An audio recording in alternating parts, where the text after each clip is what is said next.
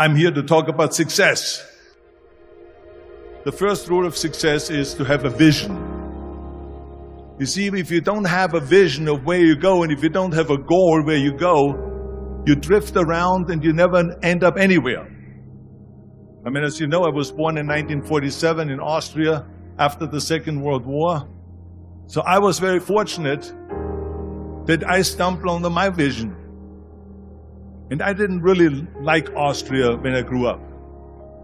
I couldn't wait to get out of there.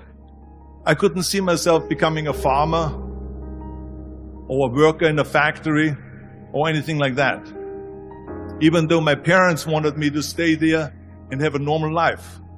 But that was their vision, not mine.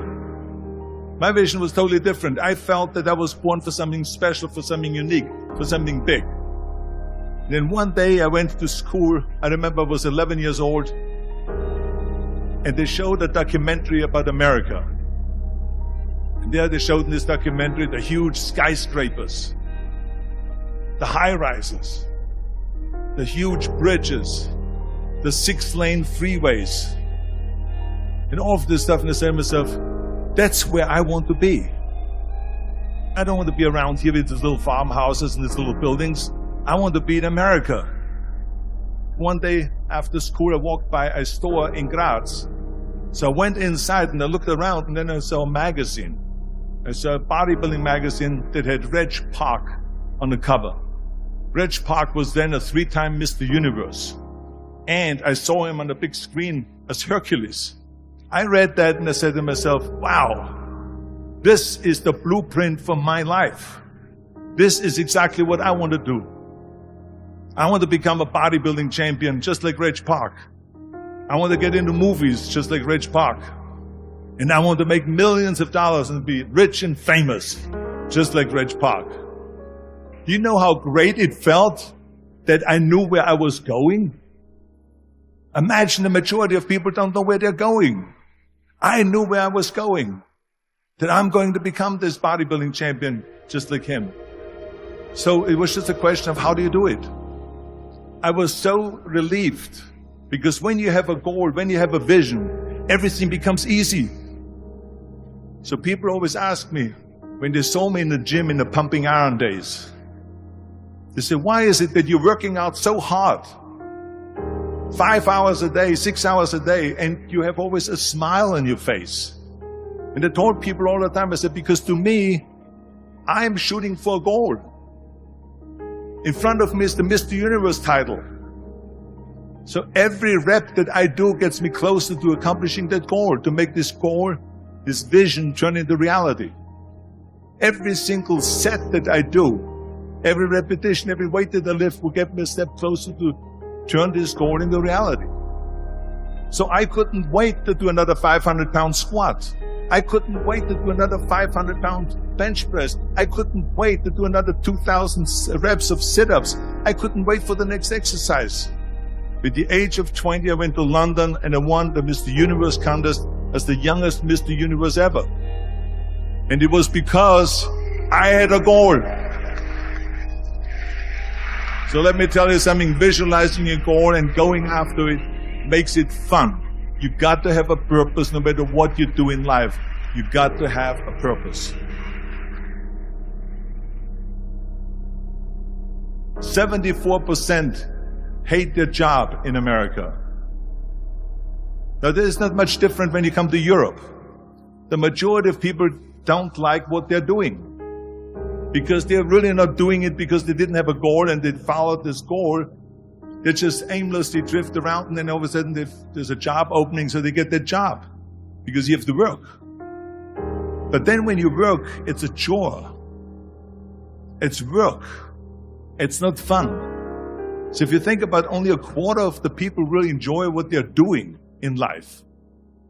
That is unbelievable if you think about it. So I felt so blessed that I knew what I was doing. It's like a medical student that studies and knows he wants to become a doctor. You know where to go.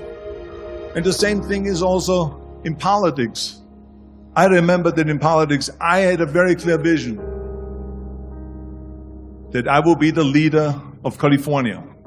This is as far as I could go because I was not born in America, so I could not run for president.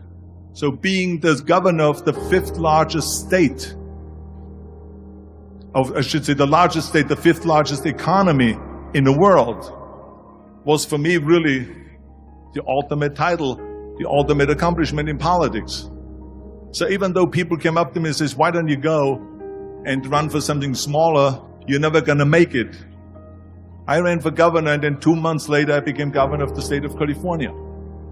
Again, because I had a very clear vision what I'm going to do with California. So that's rule number one, have a vision. Rule number two is, don't listen to the naysayers. Don't listen to the naysayers.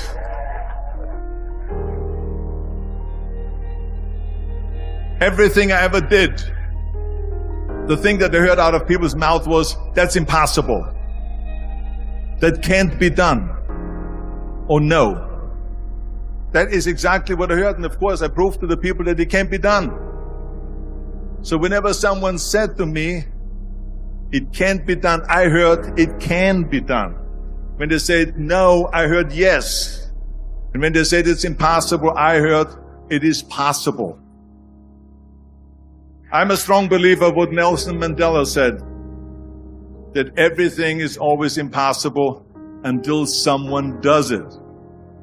Well, I'm going to be the one, I said to myself, I'm going to do it and I'm going to show it to them. Maybe it has never been done before. That's perfectly fine with me. But I'm going to do it.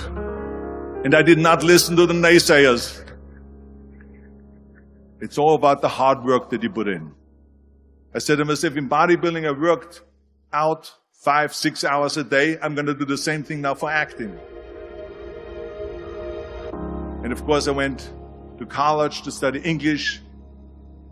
I studied the accent removal, acting classes, and all of this stuff, all day long. I worked and I worked and I worked. And within a short period of time, I made one movie called Hercules in New York, which of course went right into the toilet.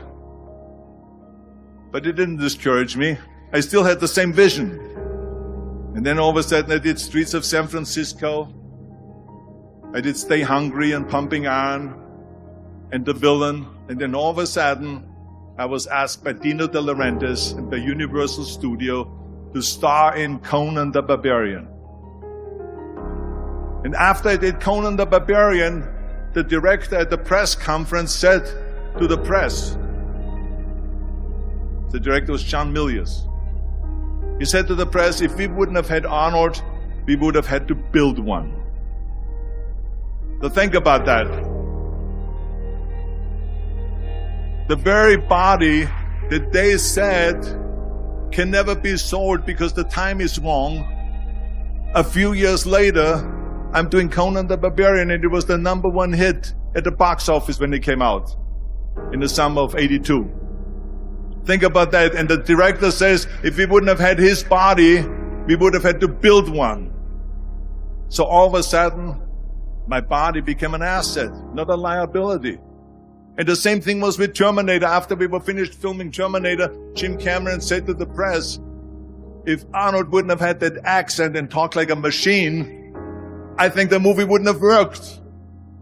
So think about that. The body and the accent that they attacked was an asset.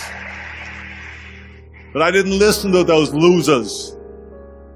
I didn't listen to them at all. It's just the reality of it is that you cannot listen to the naysayers. So this is a very important lesson for all of you. So when someone says, no, this is a stupid idea, you in your mind, you don't have to say it, but in your mind just say to yourself, you asshole. What do you know?